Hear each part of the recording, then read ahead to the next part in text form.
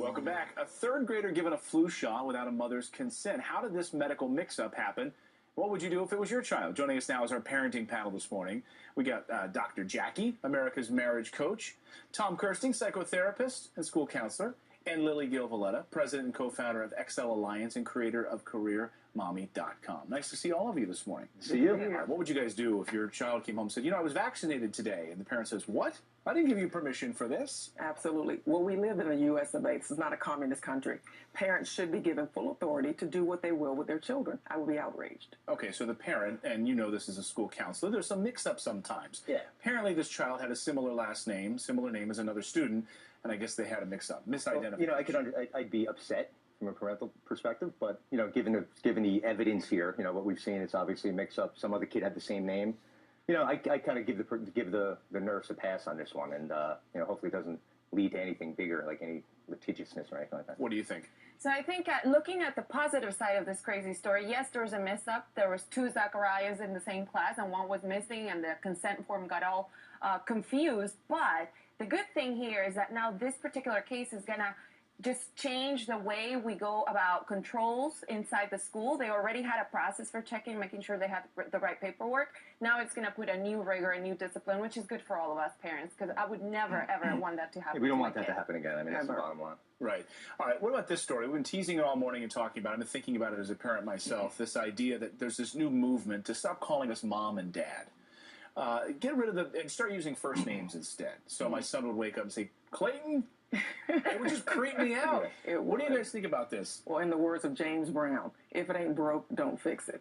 Society trusts that we are going to raise responsible, caring, disciplined young people.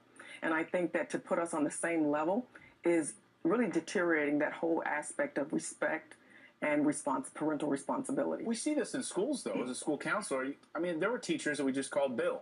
Well, you know what? I don't really see that. I mean, most teachers don't allow that to happen. And me, as a parent, I'm against that. I don't think anybody should allow that. Because if you're allowing a young kid to call you by your first name, when they become a teenager, you've just given them a lot more power slack. Absolutely. And you're going to have problems with your teenager later on.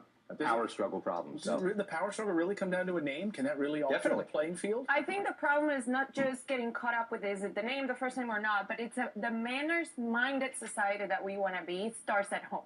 Then when these kids graduate, and I'm seeing this as a business owner, you see these millennials graduating from college that you got to teach them all over how to write a proper email because they go just, hey, Lily, about that thing you asked me about. I mean, that comes from home. It does. So we are educating future professionals, future society members that you need to properly give them boundaries and respect. But Dr. Jackie, part of this issue, though, is that parents are trying to become best friends with the kids. Absolutely. Right? You know, you don't need to call me Dad. We don't need to have a separation there. I'm just Clayton. You can just call me John. But parents are the guardians of their children's soul. So there has to be a hierarchy of power, doesn't there? Because when you're doing wrong, I have to be able to deliver discipline. And I have to be punitive sometimes. But if we're on the same playing field, you have your own mind, your own agenda. You get to set it the way you will. I lose my authority. So do we lose authority? And if we're on the same playing field, we're all friends. You're my buddy. You're my little guy. No, you know, as a parent, you know, your child is your child, and you're the parent. So you want to love your kids and have them love you back. But you know, you have to you got to draw the line. There's got to be an authoritative line there. Your kid needs to know that you're in charge. Lily, final word.